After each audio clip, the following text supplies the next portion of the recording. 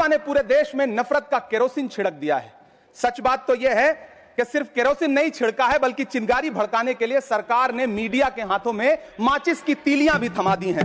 TV screen पर किसानों की बदहाली और नौजवानों की बेरोजगारी पर बहस के लिए कोई जगह नहीं है, क्योंकि प्राइम टाइम के लिए लब जिहाद, लैंड जिहाद, ओट जिहाद, थूक जिहाद और यहां तक कि यूपीएससी जिहाद जैसे कार्यक्रम बन रहे हैं। टीवी स्टूडियो अदालत बन गए और कानून की किताब की जगह टीआरपी से फैसले तय हो रहे हैं। भारत के संविधान और अदालतों के इकबाल पर मीडिया की हनक का बुलडोजर चल रहा है। गलती सरकार कर रही है, सवाल विपक्ष से पूछे जा रहे हैं। जो पत्रकार इस नफरती एजेंडे में शामिल नहीं है, या तो उनकी नौकरियां छीन के उन्हें घर बिठा दिया जा रहा है, या फिर सिद्दीक कप्पन की तरह जेल भेजा जा रहा है। रीढ़ वाले मीडिया संस्थानों पर एजेंसियों के छापे हैं और प्रशस्ति गीत गाने वाले एंकरों के साथ प्रधानमंत्री जी सेल्फियां खिंचवा रहे हैं। सभापति महोदय, कभी टीवी चैनलों के थंबनेल देखिए, बदन में सुरसुरी दौड़ जाएगी। मुस्लिम मोहल्ला, मोदी पर हमला, मौलाना खुल्लम खुल्ला, नफरत के बाजार में मीडिया हाउस के मालिकान अपना जमीन और ईमान दोनों बेच रहे हैं।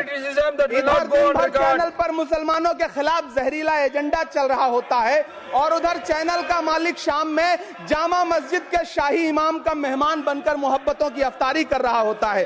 चैनल के मालिक सेठ जी मुस्लिम देशों से गैस और तेल खरीद कर लाखों करोड़ रुपए कमा रहे होते हैं और इधर उन्हीं सेठ जी के चैनल पर मुसलमानों को गाली देने वाले कई शो चल रहे होते हैं।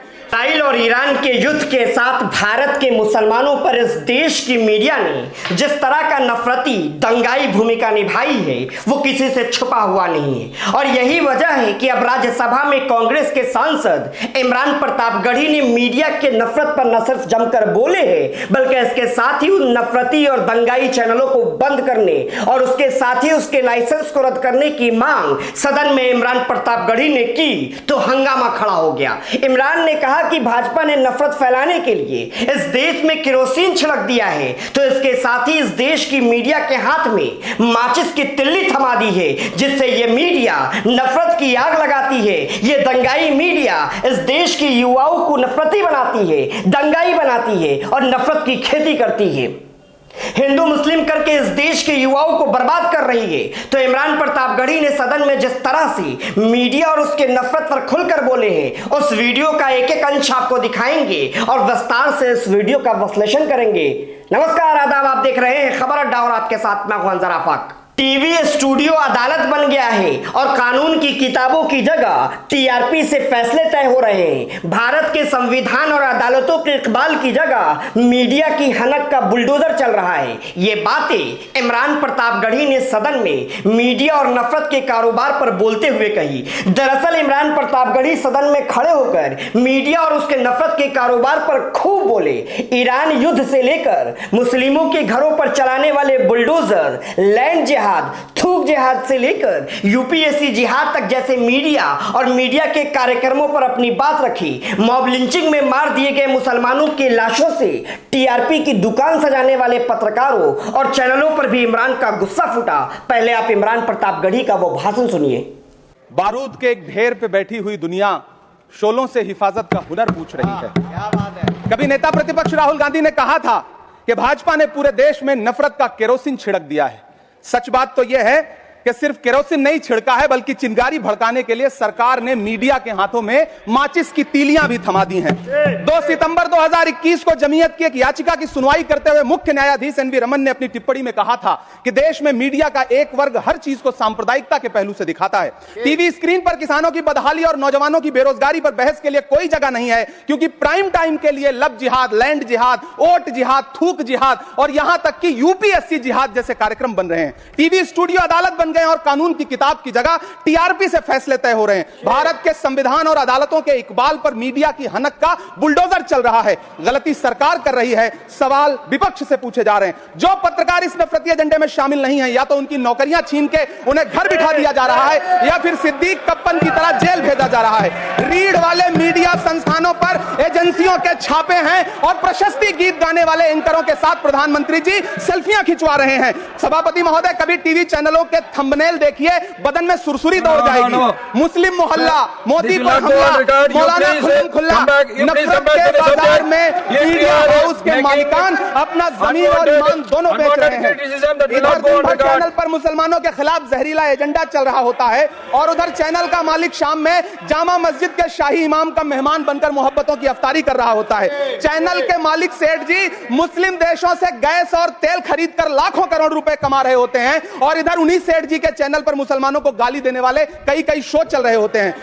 तो सुना आपने कैसे इमरान ने मीडिया के दोगलेपन पर सवाल उठाते हुए कहा कि गलती सरकार करती है, लेकिन इस देश की गुलाम बन चुकी मीडिया सवाल विपक्ष से करती है। उसी मीडिया में अगर किसी ने हिम्मत दिखाकर सवाल पूछने की कोशिश की तो उसकी नौकरी सत्ता में बैठे लोग खा जाते हैं। जो पत्रकार सत्ता के तलवे चाटने के लिए तैयार नहीं होते, उसके चैनल को ही यह सरकार खरीद लेती है। अभी टीवी स्टूडियो में संदीप चौधरी जैसे पत्रकार हैं जो डंके की चोट पर सवाल पूछते हैं। उनके सवालों से भाजपाई इतना डरते हैं कि वो संदीप चौधरी के शो में अपना प्रवक्ता भेजने की हिम्मत नहीं करती।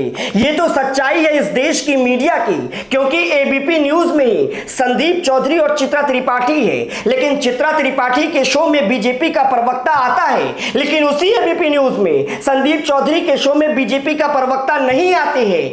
ये वही हकीकत है जिसे देखकर ईमानदार और सत्ता के तलवे चाटने वालों के बीच का फर्क समझ आ जाता है। वहीं इमरान प्रतापगढ़ी ने गोदी मीडिया का जिक्र करते हुए कहा कि जिन चैनलों पर सत्ता के सामने झुकने से इनकार कर दिया। इमरान प्रतापगढ़ी ने मीडिया चैनलों का जिक्र करते हुए कहा कि जिन चैनलों ने सत्ता के सामने झुकने से इनकार कर दिया, उन्होंने अपनी रीढ़ की हड्डी सत्ता के सामने टेढ़ी नहीं की, तो उन मीडिया चैनलों और उनके मालिकों के घर छापे पड़वाए गए। जो लोग सत्ता की चापलूसी के लिए तैयार हो गए तो प्रधानमंत्री मोदी ने उन पत्रकारों, उन चैनलों के मालिकों और उन गोदी मीडिया के लोगों के साथ सेल्फियां ली। इसके अलावा इमरान ने रजत शर्मा के उस इफ्तारी का मुद्दा उठाया जो दिल्ली के जामा मस्जिद में शाही इमाम ने आयोजित किया था, क्योंकि जिस तरह से इंडिया टीवी और उसके मालिक रजत शर्मा मुसलमानों के मामले में अंधे हो जाते हैं, खुलकर बदनाम करते हैं और ऐसी नफरती सोच के जहरीले लोगों को अगर जामा मस्जिद के शाही इमाम बुखारी अपने इफ्तार में गेस्ट बनाते हैं तो सवाल जामा मस्जिद के इमाम से पूछा जाएगा कि आखिर वो रजत शर्मा जैसे नफरतियों को इफ्तार में बुलाकर क्या संदेश देना चाहते हैं। क्या इमाम बुखारी को इस बात से कोई फर्क नहीं पड़ता कि कैसे रजत शर्मा और उनके चैनल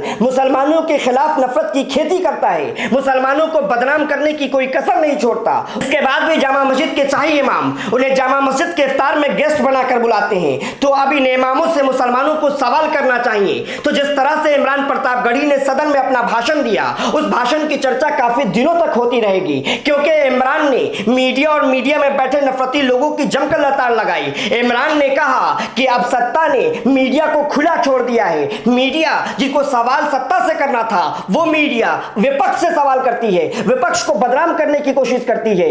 ईरान युद्ध के बीच जिस तरीके से मीडिया का रवैया है, जिस तरीके से मीडिया अपने पापाओं की बचाव करते नजर आ रहा है, लेकिन उससे सवाल सत्ता से करना था, लेकिन वो सवाल कांग्रेस के प्रवक्ता या इंडिया गठबंधन के दूसरे प्रवक्ताओं से सवाल पूछते हैं। ऐसे में मीडिया को लेकर इमरान प्रतापगढ़ी ने जिस तरीके से सदन में अपनी बात रखी और उन्होंने कहा कि ऐसे नफरती मीडिया जो मुसलमानों को बदनाम करते हैं, जो ईरान के मुद्दे पर सरकार का बचाव करते हैं, जो मुसलमानों को बदनाम करने के लिए हद से ज्यादा गिर जाते हैं, ऐसे मीडिया चैनलों का लाइसेंस रद्द होना चाहिए, ऐसे पत्रकारों के ऊपर कार्रवाई होनी चाहिए। तो बीजेपी के सांसद खलबला उठे, बीच में हंगामा करने लगे, तो इमरान प्रतापगढ़ी ने उन्हें भी चुप करा दिया। तो इमरान ने जिस तरीके से अपनी बात सदन में रखी, उस पर क्या है आपकी राय, हमें कमेंट कर जरूर बताएं।